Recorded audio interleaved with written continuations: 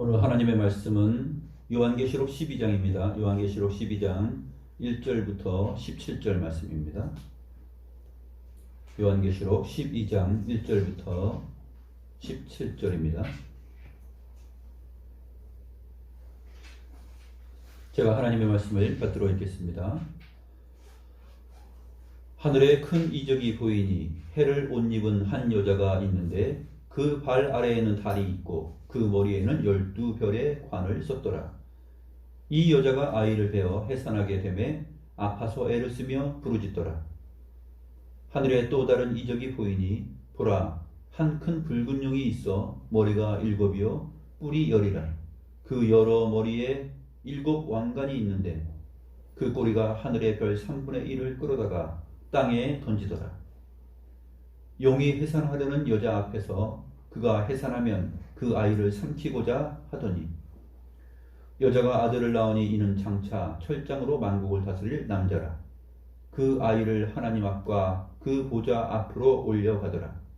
그 여자가 광야로 도망하며 거기서 1260일 동안 그를 양육하기 위하여 하나님께서 예비하신 곳이 있더라. 하늘에 전쟁이 있으니 미가엘과 그의 사자들이 용과 더불어 싸울세. 용과 그의 사자들도 싸우나 이기지 못하여 다시 하늘에서 그들이 있을 곳을 얻지 못한지라. 큰 용이 내쫓기니 옛 뱀 곧 마귀라고도 하고 사탄이라고도 하며 온 천하를 꿰는 자라. 그가 땅으로 내쫓기니 그의 사자들도 그와 함께 내쫓기니라. 내가 또 들으니 하늘에 큰 음성이 있어 이르되 이제 우리 하나님의 구원과 능력과 나라와 또 그의 그리스도의 권세가 나타났으니 우리 형제들을 참소하던 자 곧 우리 하나님 앞에서 밤낮 참소하던 자가 쫓겨났고 또 우리 형제들이 어린 양의 피와 자기들의 증언하는 말씀으로써 그를 이겼으니 그들은 죽기까지 자기들의 생명을 아끼지 아니하였도다. 그러므로 하늘과 그 가운데 거하는 자들은 즐거워하라. 그러나 땅과 바다는 화 있을진저 이는 마귀가 자기의 때가 얼마 남지 않은 줄 알므로 크게 분내어 너희에게 내려갔음이라 하더라. 용이 자기가 땅으로 내쫓긴 것을 보고 남자를 낳은 여자를 박해하는지라. 그 여자가 큰 독수리의 날개를 받아 광야 자기 곳으로 날아가 거기서 그 뱀의 낯을 피하여 한때와 두때와 반때를 양육받으매 여자의 뒤에서 뱀이 그 입으로 물을 강같이 토하여 여자를 물에 떠내려가게 하려 하되 땅이 여자를 도와 그 입을 벌려 용의 입에서 토한 강물을 삼키니 용이 여자에게 분노하여 돌아가서 그 여자의 남은 자손 곧 하나님의 계명을 지키며 예수의 증거를 가진 자들과 더불어 싸우려고 바다 모래 위에 서 있더라.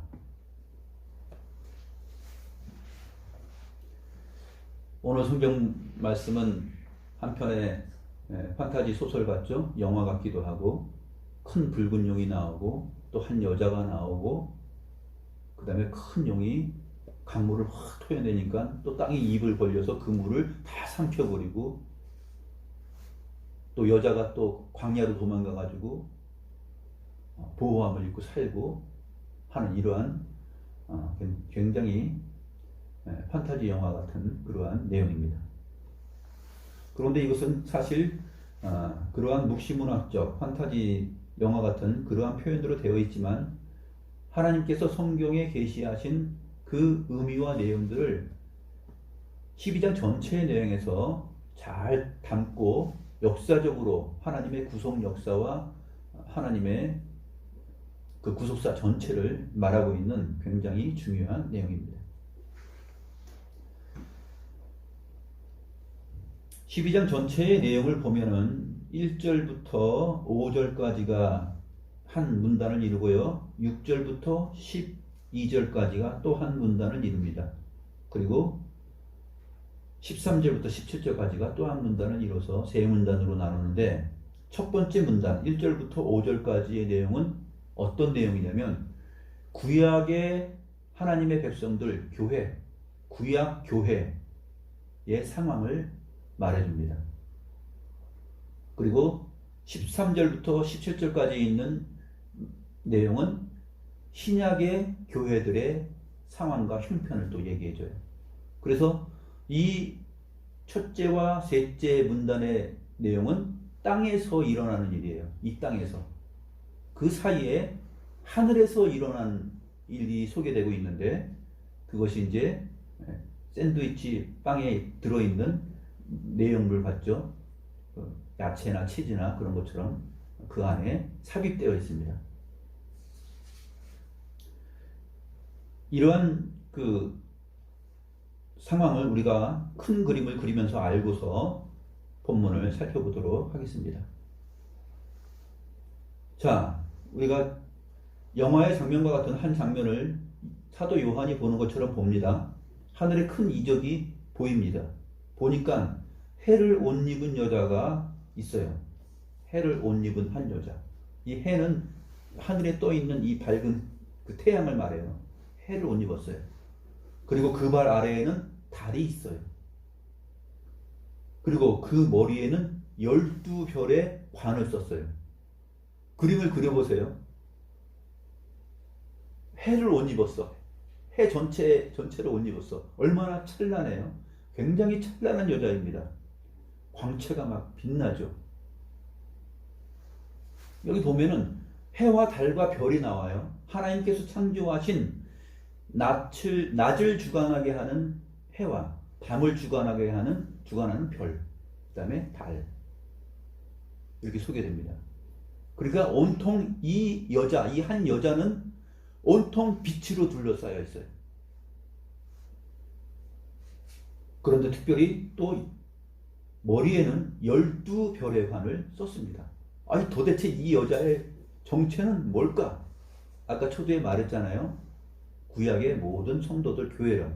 이 교회를 지금 여자로 묘사를 하고 있는 것입니다. 왜 그러느냐? 오늘 요한계시록 12장 전체의 내용은 아담과 하와가 타락한 다음에 하나님께서 창세기 3장 15절에서 말씀하셨어요. 뱀의 후손과 여자의 후손이 원수가 된다라는 그 내용이 있죠. 창세기 3장 15절의 내용을 역사적으로 쭉 설명해 나가서 아주 효과적으로 상징적으로 표현된 내용들이 바로 오늘 본문의 내용입니다. 창세기 3장 15절에 이렇게 말씀하셨죠. 내가 너로 여자와 원수가 되게 하고. 누굽니까? 거짓말하여서 이 선악과를 먹으면 너희 눈이 밝아지고 너희가 하나님처럼 될 것이다 라고 꼬셨죠. 그 꿰매에 아담과 하와가 다 속아 넘어가서 죄를 범하였습니다. 거기에서 이제 뱀에게 내린 형벌이 있고 뱀과 여자와의 관계를 창세기 3장 15절에서 말합니다. 내가 너로 여자와 원수가 되게 하고 내 후손도 여자의 후손과 원수가 되게 하리니 여자의 후손은 내 머리를 상하게 할 것이요 너는 그 발꿈치를 상하게 할 것이니라. 이 내용이 인류 역사 전체를 보여주고 있는데 바로 여자와 뱀 그리고 여자의 후손과 뱀의 후손 사이에 일어나는 대립적인 관계, 그 싸움의 내용, 그것입니다. 인류 역사 전체는 뱀과 여자의 싸움이요 여자의 후손과 뱀의 후손 간의 대립과 갈등이요 싸움입니다. 그것을 이 내용 창세기 3장 15절을 근거로 해서 지금 하나님께서 사도 요한에게 보여주는 것입니다. 해를 옷 입은 여자가 있어요. 한 여자. 해를 옷 입었다라는 이러한 부분은 찬란한 영광과 빛을 벌써 입었다는 내용을 통해서 우리가 무엇을 알 수 있냐면 하나님의 형상으로서 하나님과 방불한 존재, 하나님의 은혜를 듬뿍 입은 그러한 하나님과 관련된 그러한 존재다라는 것을 우리가 알 수 있죠. 시편 104편 2절에 보게 되면 주께서 옷을 입음같이 빛을 입으시며 라는 표현이 있어요. 우리 주님께서 여호와께서 옷을 입음같이 빛을 입으셨다 했을 때 이 빛은 그 하늘의 그 빛이거든요. 그러니까 하나님께서 빛을 입으신 것처럼 이 한 여자도 해를 옷 입은 여자예요. 그리고 그 발 아래에 달이 있습니다. 그러니까 온통 빛으로 둘러싸여 있는 것이고 머리에 12별의 관이 있습니다. 12별의 관이다 했을 때 왜 하필이면 12별의 관이냐? 12는 이제 요한계시록 전체에서 구약의 성도들을 대표하는 12지파, 신약의 성도들을 대표하는 12사도 해가지고 12이라는 숫자가 그렇게 하나님의 백성 전체를 의미하는 상징적인 숫자로 나타나게 됩니다. 그런데 12별의 관을 썼잖아요, 머리에. 그러니까 이 존재는 누구냐면 떠올려야 돼요. 12별 하게 되면 어디를 떠올려야 됩니까? 창세기 37장 9절에서 오늘 본문에 나오는 해와 달과 별이 나와요. 요셉이 꿈을 꿨어요. 하나님께서 꿈을 보여주셨는데 해와 달과 11별이 요셉에게 절을 합니다. 요셉도 그 12형제들 그 별 중에 하나죠. 근데 해와 달과 별 11별이 요셉에게 절을 합니다. 그러니까 12별의 이미지는 뭐냐면 야곱이 낳은 이스라엘 12지파 형제들을 말하면서 동시에 구약의 모든 성도들을 상징하는 거예요. 12별이. 해와 달은 사실 하나님께서 찬란하게 빛을 옷으로 입으시고 그 영광을 발사하시는 것처럼 성도들 역시 그러한 존재들이다 라는 것을, 영광된 하나님의 자녀들이요 존재들이요 교회다 라는 것을 여기서 잘 보여주고 있는 것이죠. 또한 요한계시록 4장 4절에서 24장로들이 머리에 면류관을 가지고 있었는데 이 관이 있었죠. 오늘 보게 되면은 머리에 12별의 관을 썼습니다. 24장로들이 자기 머리에 관을 썼죠. 24장로들이 무엇을 뜻한다 그랬죠? 구약과 신약의 성도들 전체를 상징한다 그랬죠. 그들이 머리에 관을 쓰고 있습니다. 이러한 내용들을 통해서 우리가 아하, 이것은 교회구나 라는 것을 알 수 있어요.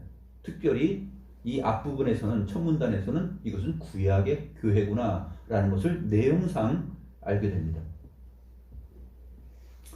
2절을 보겠습니다. 2절. 이 여자가 아이를 베어 해산하게 되매 아파서 애를 쓰며 부르짖더라. 여자가 이제 아이를 베어 해산하게 되어서 아파서 애를 쓰며 부르짖습니다. 이제 출산을 하는 것이에요.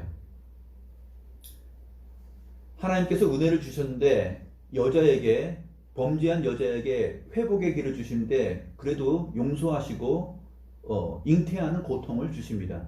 그 잉태하는 고통을 주신 다음에 자녀를 낳는 것을 허락하시고 그 다음에 그 이름을 하와라고 이름을 짓죠. 그렇죠? 산자의 그 어미다라는 그러한 의미를 부여합니다.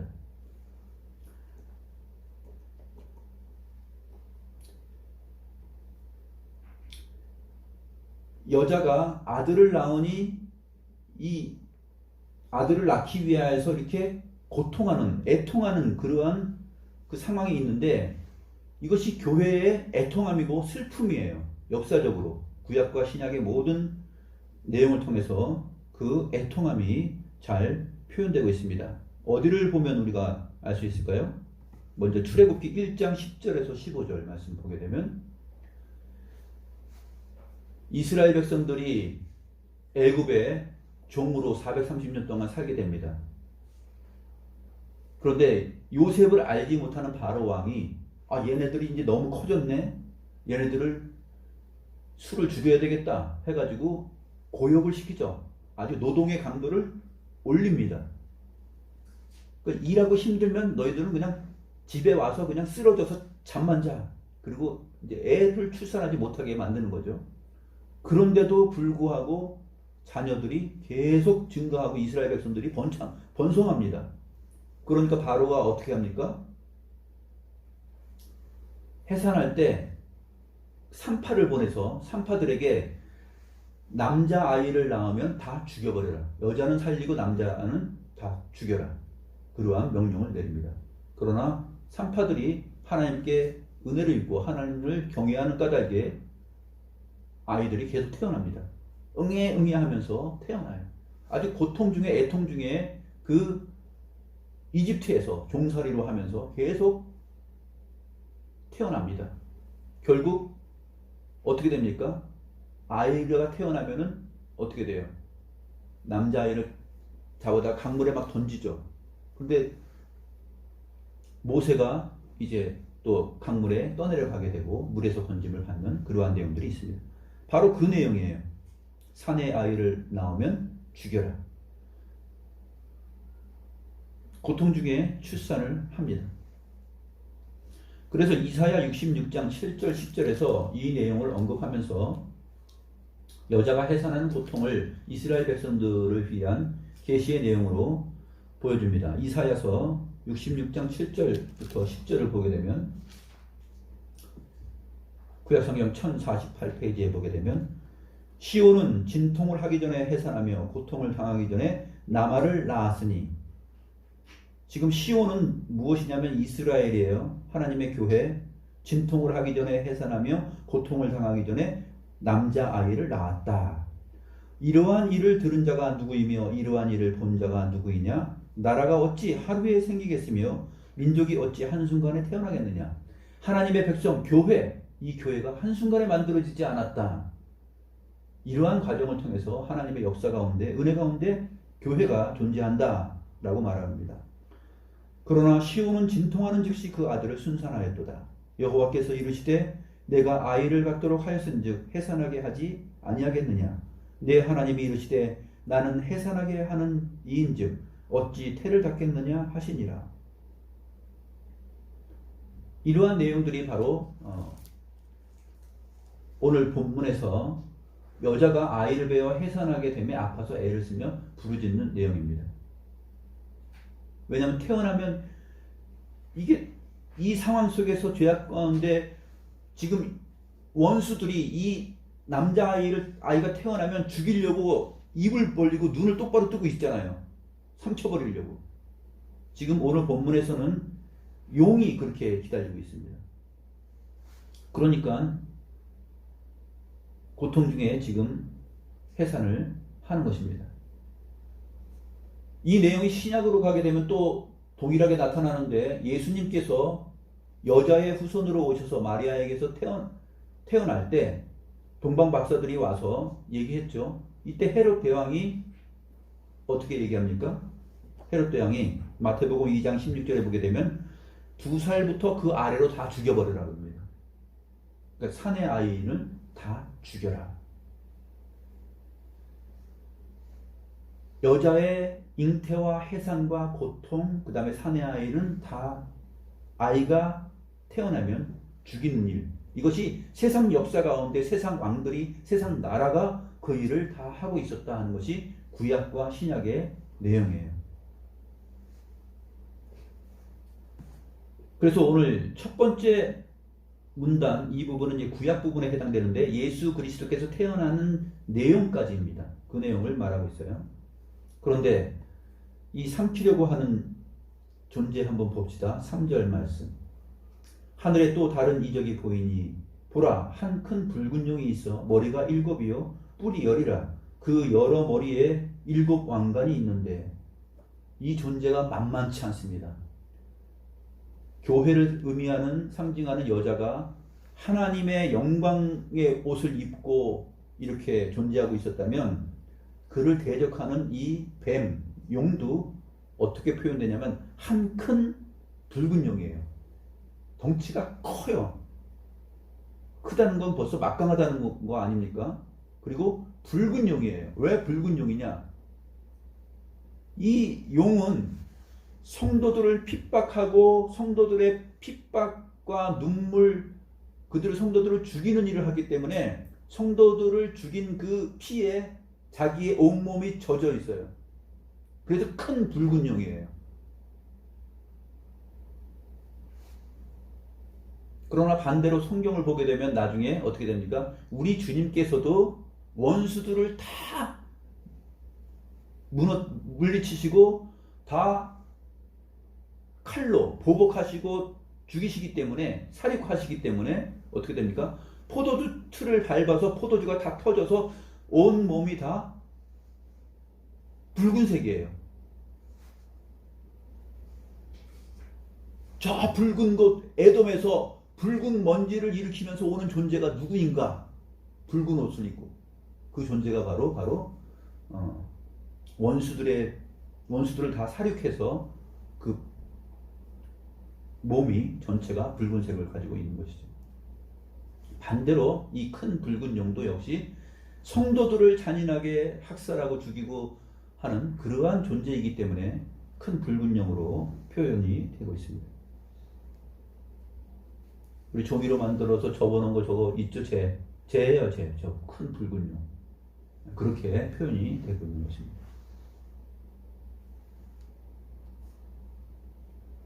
그런데 머리가 일곱이에요. 머리가 하나만 있어도 지능이 얼마나 뛰어나요.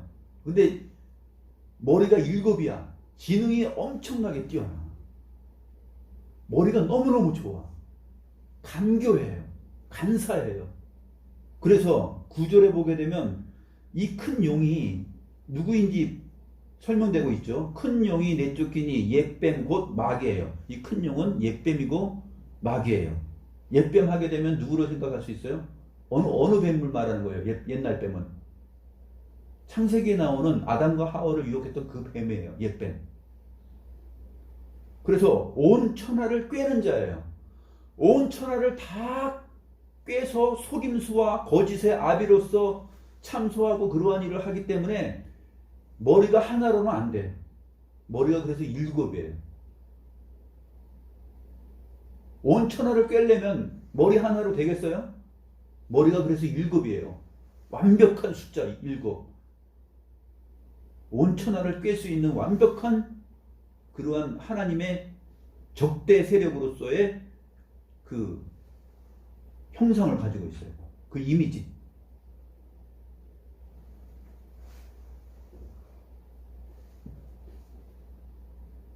뿔이 열이에요. 뿔이 열이라는 얘기는 뭐냐면 이제 다니엘서에서 나오는 그 이미지인데 뿔이 열은 다니엘서 7장 7절, 24절, 25절에 보게 되면 그 세상의 나라들의 왕들을 말해요. 권세에 있는 세상 나라들의 왕들. 그래서 그 짐승에게 다니엘이 본 환상 속에 그 짐승이 있는데 그 짐승이 뿔이 몇 개냐면 10개예요. 그 다니엘서 7장의 이미지를 오늘 요한계시록에서 가져온 것입니다. 그래서 그 세상의 왕들이 어떻게 합니까? 아이가 태어나면은 그 남자아이를 삼키려고 지금 딱 지켜보고 있는 것이죠. 그 내용을 오늘 본문에서 말하고 있는 것입니다. 과거에 이집트 바로왕이 그랬고 신약으로 가게 돼서는 헤롯 왕이 그랬습니다. 하여튼 역사 속에서 이 교회에 대한 적대 세력으로서 이 뱀, 사탄, 마귀, 용이 존재하고 있는 것입니다. 머리에 7 왕관이 있어요. 그렇죠? 머리에 7 왕관이 있으니까 이 왕적 권세를 가지고 있어요. 마치 세상의 왕이고 세상에서 강력한 힘을 발휘할 수 있는 존재들이라고 보이는 거죠.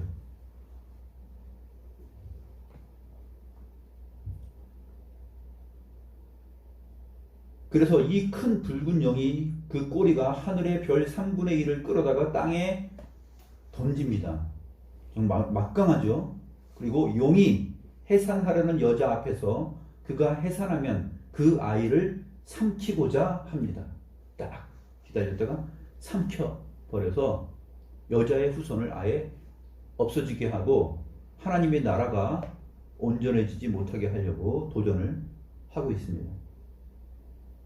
그런데 그 여자가 낳는 아이가 누구냐면 5절 말씀, 여자가 아들을 낳으니 이는 장차 철장으로 만국을 다스릴 남자라. 그 아이가 누굽니까? 시편 2편 9절에 바로 이 철장으로 만국을 다스릴 남자가 소개되고 있는데 그가 바로 우리 주 예수 그리스도이십니다. 시편 2편 9절에 잘 소개되고 있죠. 그런데 로마 카톨릭에서는 이 여자의 후손을 어떻게 생각하는지 아세요? 로마 카톨릭 천주교에서는 여자의 후손을 마리아로 봐요. 여자의 후손. 여자의 후손을 이 성경에서는 남자 아이로 말하고 있는데, 아들로 말하고 있는데, 마리아를 숭배하잖아요. 마리아를 경배하고 높이기 때문에 이 로마 카톨릭의 신학자들이 성경을 어떻게 번역했냐면, 옛날에 불가타역 그 라틴어 성경을 번역하고 할 때 바로 여자의 후손이라는 부분을 바로 마리아로 번역을, 아예 성경 번역 자체를 그렇게 해버렸어요. 그래가지고 그렇게 가르쳤어요. 그 결과 여러분들 잘 보세요. 나중에 로마 카톨릭 천주교의 역사 속에서 보게 되면 동상이든지 성화라든지 마리아가 있으면 그 발에 마리아가 발로 뱀의 머리를 밟고 있는 게 있어요. 뱀의 머리를 밟고 있는 그 동상이 많고, 그 다음에 성화도 굉장히 많아요. 그래가지고 천주교 신자들이 성지순례에 다니면서 그 역사적으로 만들었던 그 중세 때 만들어졌던 그 마리아 동상 또 마리아 형상 앞에 가서 기도하죠. 그림이든지 동상이든지 다 보면 마리아가 뱀의 머리를 밟고 있어요. 여자의 후손, 우리 주님께서 뱀의 머리를 밟는 게 아니라 그렇게 되어 있어요. 그래서 이단이에요. 뭐 점잖고 얌전해 보인다고요? 뭐 합리적인 사고를 가진 그런 사람들처럼 보인다고요? 보일 수 있죠. 신학 전체가, 성경 해석 전체와 그들의 경배 내용 자체가 이단이에요. 이단적이에요.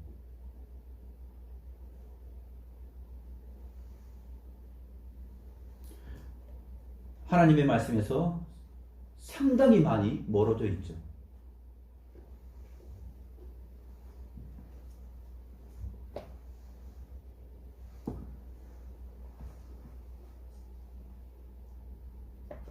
하나님께서 아이를 하나님 앞과 그 보좌 앞으로 올려갑니다. 아이를. 그렇죠? 주님께서 죽으시고 부활하시고 보좌에 오르셨죠.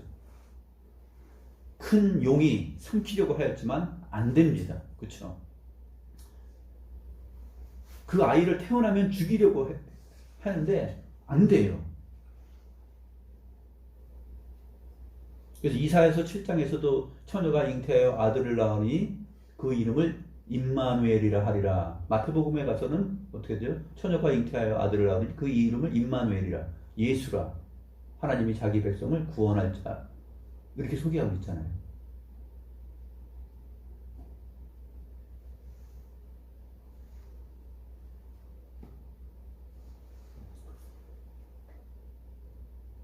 자, 그 여자가 광야로 도망하며 이제 아이를 출산했어요. 근데 광야로 도망해요. 이 이미지는 어떤 이미지냐면, 하나님께서 이집트에서 아이가 태어나면 남자아이를 다 죽이려고 했는데 안 됐어요. 그런데 하나님께서 구원해 내시죠. 그리고 어디로 가게 됩니까? 광야에서 생활하게 돼요. 그래서 구약의 이스라엘 백성들을 가리켜서 광야 교회라 그래요.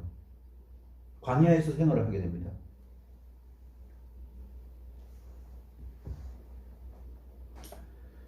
광야로 도망하며 거기서 1260일 동안 그를 양육하기 위하여 하나님께서 예배하신 곳이 있습니다. 거기서 양육을 받습니다. 보호를 받아요. 이 내용이 나중에 신약의 교회를 설명할 때도 이제 나타나는데, 14절에 가게 되면 동일한 표현이 나옵니다. 그 여자가 큰 독수리의 두 날개를 받아 광야 자기 곳으로 날아가 거기서 그 뱀의 낯을 피하여 한 때와 두 때와 반 때를 양육받으며, 한 때와 두 때와 반 때, 즉 3년 반, 1 더하기 2 더하기 반, 그래서 3년 반이죠. 그 3년 반이면 1260일이에요. 같은 내용이죠. 그래서 양육을 받고 있다. 지금 저와 여러분이 지금 광야 교회로서 양육을 받고 있어요. 근데 뱀은 우리를 굉장히 싫어해요. 이 사탄은 굉장히 우리를 싫어해요. 예수 그리스도가 태어나면 창세기 3장 15절 뱀의 머리를 밟아서 망하게 하는 그 권세자를 삼키려고 했는데 안 됐잖아요. 그래서 교회가 여자가 잉태해서 출산을 했죠. 그리스도께서 오셨습니다. 그래서 마귀의 권세를 다 떨어지게 했죠. 내어 쫓아냈습니다. 그래서 누구를 미워합니까? 교회가 이제 아니 이 큰 용이 교회를 박해하고 미워합니다. 이미 실패했는데 그 분을 사귀지를 못해. 그래서 교회를 핍박하는 것이에요. 그러나 교회는 하나님께 양육을 받고 있습니다. 보호를 받고 양육을 받고 있습니다. 바로 큰 독수리의 두 날개를 받아 광야, 누구의 곳이냐면 자기의 곳이에요. 교회가 있을 곳, 손 못 댈 곳으로 가서, 뱀이 손 못 댈 곳에 가서 보호를 받고 양육을 받습니다. 큰 독수리의 두 날개로 보호를 받는다라는 이 표현은 출애굽기 19장에 나타나죠. 출애굽기 19장에서 내가 이스라엘 백성들 너희를 이집트에서 끄집어내어서 큰 독수리 날개로 너희를 옮겨서 광야에 이르게 했다. 그런 표현이 출애굽기 19장에 나옵니다.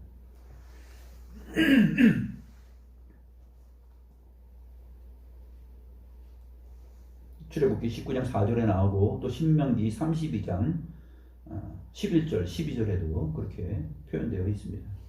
이러한 구약의 표현들을 지금 요한계시록에서 그대로 받아서 설명해 주고 있는 것이에요. 그래서 어렵지 않아요. 미궁에 빠지지 않고 까다롭지 않고 하나님의 말씀을 계시 의존 사색해서 쭉 읽어가고 생각하면은 이것이 결코 어려운 내용이 아니다 하는 것을 우리는 알 수 있습니다.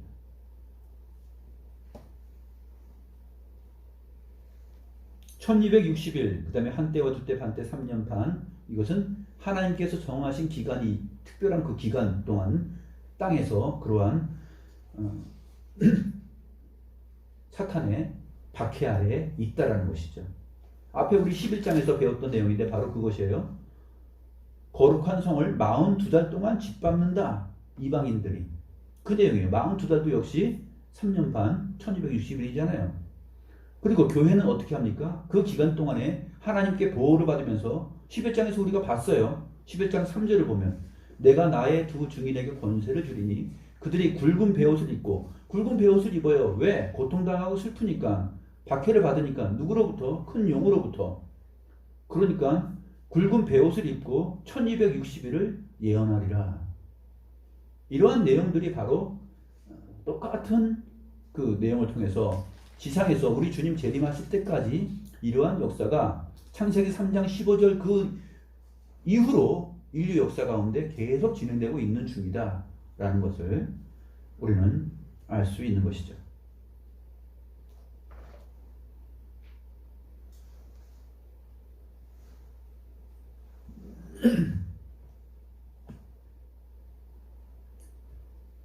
두 번째 문단을 보게 되면 하늘에서 전쟁이 있고 미가엘이 나오고 미가엘의 사자들이 또 용과 더불어서 싸우는데 용의 사자들도 같이 싸웁니다. 용의 쫄개들, 사탄 마귀의 쫄개들이 또 있어요. 그 타락한 천사들이 있죠. 그리고 미가엘은 유다서 9절에 보게 되면, 유다서 9절 1장 9절에 보게 되면 천사장 미가엘이 나와요. 그래서 이 천사장 미가엘은 하나님의 백성들을 돕는 그러한 천사라는 존재가 설명되고 있습니다. 또 다니엘서 10장 21절과 12장 1절을 보게 되면 미가엘이 소개되고 있는데 10장 21절에서 이렇게 말합니다. 오직 내가 먼저 진리의 글에 기록된 것으로 내게 보이리라. 나를 도와서 그들을 대항할 자는 너희의 군주 미가엘 뿐이니라. 나를 도와서, 여호와 하나님을 도와서 그들을 대항할 자, 세상 나라들 왕들을 대항해서 이길 수 있는 자, 그 대항할 자는 너희의 군주 미가엘 뿐이다. 그래서 유다서 1장 9절에서는 천사장이라고 그러는 거예요. 그렇게 표현을 하는 것이에요. 여기서는 너희의 군주 미가엘 이렇게 표현을 하고 있죠.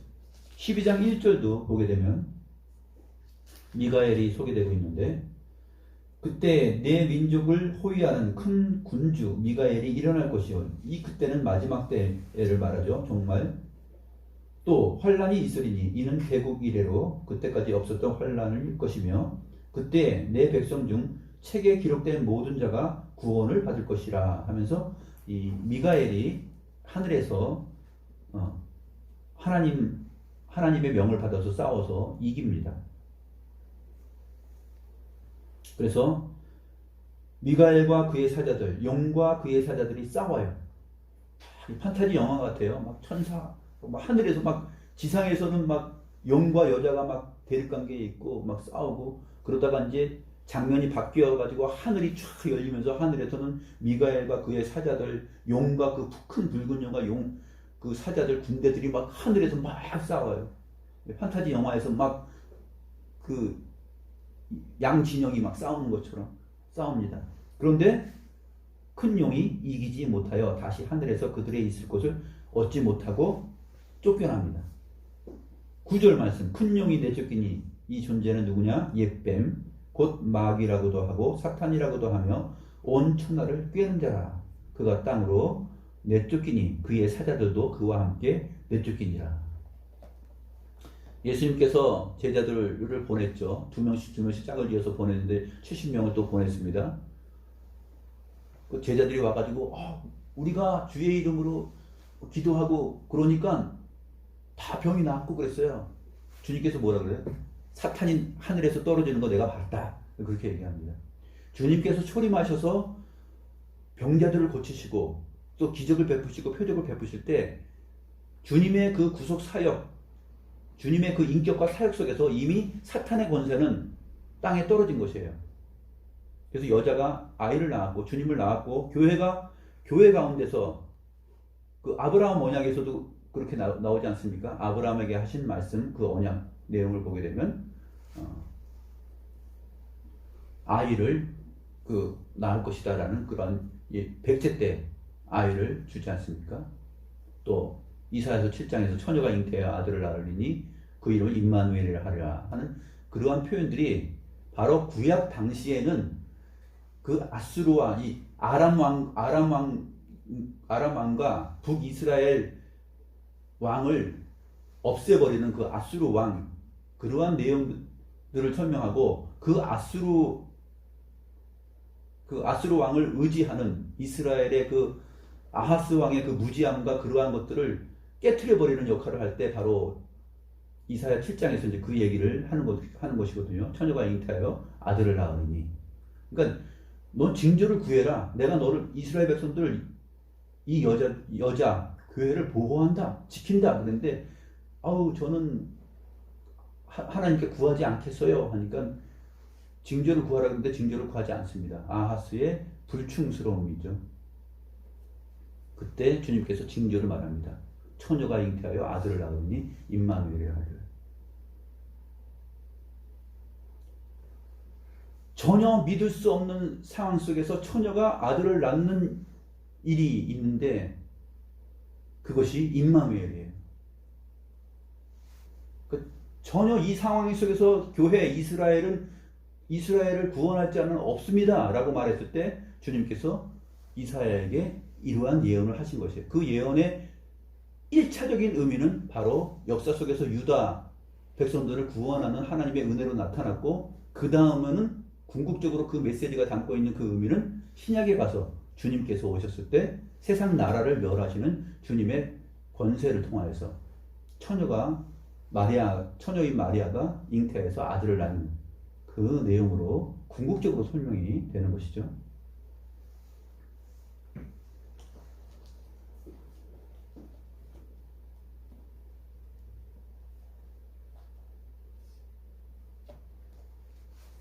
그래서 하늘에서 큰 음성이 납니다. 10절 11절 보게 되면 우리 하나님의 구원과 능력과 나라와 또 그의 그리스도의 권세가 나타났다. 우리 형제들을 참소하던 자, 곧 우리 하나님 앞에서 밤낮 참소하던 자가 쫓겨났다. 우리 형제들이 어린 양의 피와 자기들의 증언하는 말씀으로써 그를 이겼다.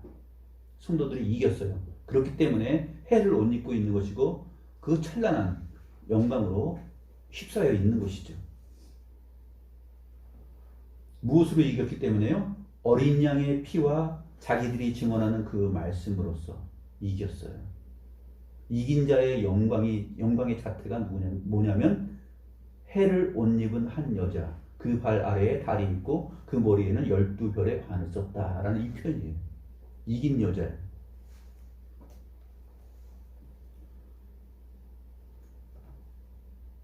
그들은 죽기까지 자기들의 생명을 아끼지 아니하였도다. 이미 이제 그 싸움을 싸우고 하늘에서 죽기까지 싸우고 하늘에 가 있는 그러한 성도들의 영광된 모습을 보여주고 있는 것이죠.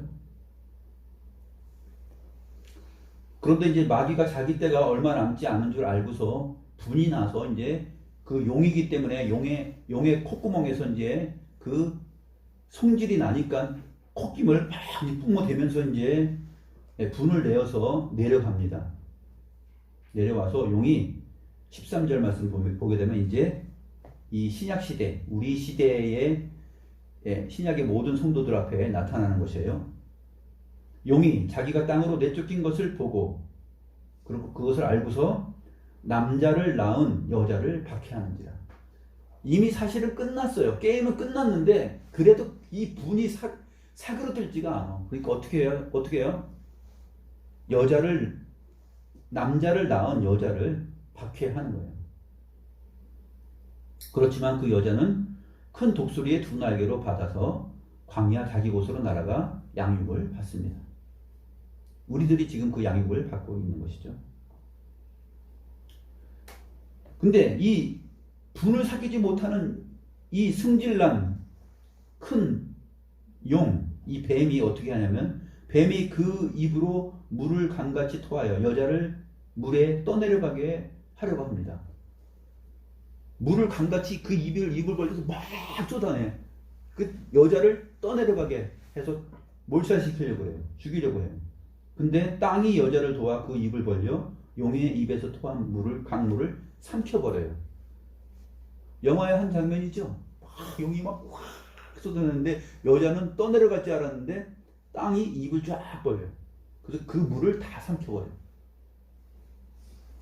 뜻대로 안 되죠. 용이 얼마나 승질 나겠어요?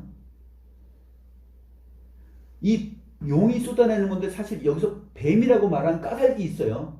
왜 뱀이 그 입을 벌려요? 그리고 이미지를 지금 물과 땅 항상 그렇죠. 물은 하늘에서 내리고 강줄기를 따라서 막 흘러가지만 땅은 항상 그 물을 흡수합니다. 이 이치를 하나님께서 영상으로 이미지로 보여주면서 지금 하는 거예요. 그런데 이것을 풀어갈 때 큰 용이라고 그러지 않고 뱀이라고 말하는 까닭이 있어요. 뱀은 어떤 존재입니까? 온 천하를 꿰는 자죠. 그리고 남은 형제들, 교회를 밤낮으로 참수하는 자예요. 그래서 15절을 보게 되면 여자의 뒤에서 뱀이 그 입을 벌려서 물을 쏟아내요. 여자의 뒤에서. 왜 뒤에서 할까요? 뒷담화예요. 뒷담화. 밤낮 참수하는. 욥이 의롭다고요? 아이고 하나님께서 은혜를 베푸니까 저렇게 하나님을 섬기지 하면서 밤낮 참수하는 자예요. 밤낮 참수하는 자, 거짓말하는 자, 꼬시는 자. 너희가 이걸 먹어. 그럼 너희 눈이 밝아져서 하나님처럼 돼. 온 천하를 꿰는 자예요. 밤낮 참수하는 그 거짓의 말을 강물처럼 다 쏟아내버려요. 뒤에서. 땅이 그 참수하는 것을 다 삼켜버립니다. 의미가 없게 만들어요. 욥기를 보면 잘 알아요. 그 사탄의 뱀의 참소가 헛되게 만들어버립니다. 다 그것을 무마시켜버려요. 욥을 의롭다 하시죠. 이게 교회입니다.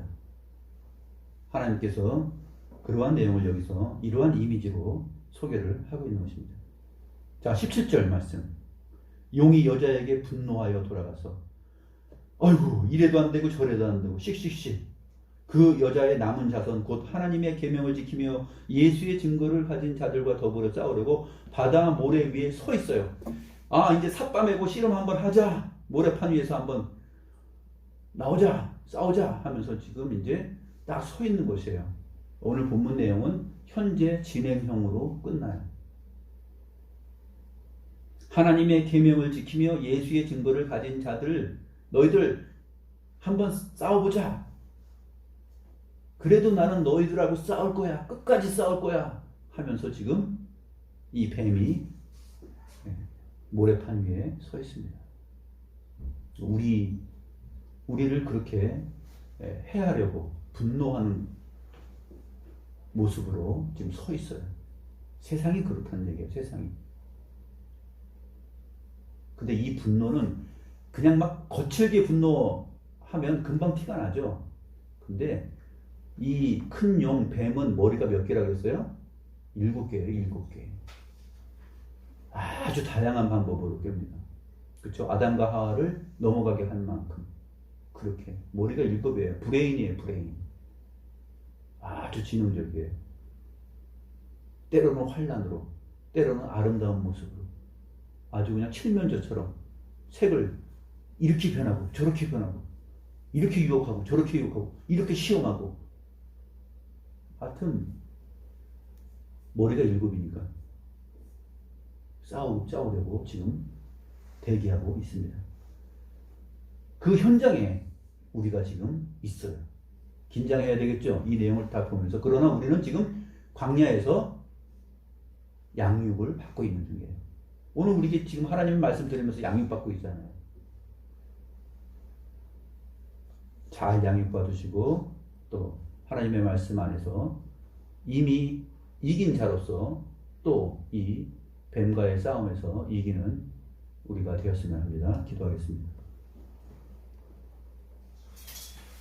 아직도 끝나지 않은 이 큰 용, 뱀, 사탄, 마귀와의 대립과 갈등과 싸움에서 이미 승리한 주님 안에서 이긴 자들로서 영광의 광채를 입고 서 있는 그러한 우리의 형제들을 보고 우리가 힘을 얻습니다. 모든 믿음의 증인들이 다 그렇게 믿음의 싸움을 하였고 우리 역시도 그 길을 달려가며 모래판에 서 있습니다. 이 모래판은 바로 우리가 양육받고 있는 광야이며 주님으로부터 보호를 받고 있는 우리의 자리입니다. 그러나 사탄은 자기의 자리인 것처럼 그 모래판 위에서 콧김을 내며 분노하며 우리를 해하려고 대적하고 기다리고 있습니다. 하나님 아버지, 하나님의 말씀만이 바로 이 7머리를 가진 이 놀라운 권세를 가진 지능을 가진 이 사탄의 계계를 이길 수 있사오니 주의 말씀과 성령으로 우리로 하여금 충만하게 하시사 이 싸움에서 말씀으로 양육받고 이 영적 싸움에서 이기는 그러한 교회들, 성도들 되게 하여 주옵소서. 감사함을 드리며 살아계신 우리 구주 예수 그리스도의 이름으로 기도드립니다. 아멘.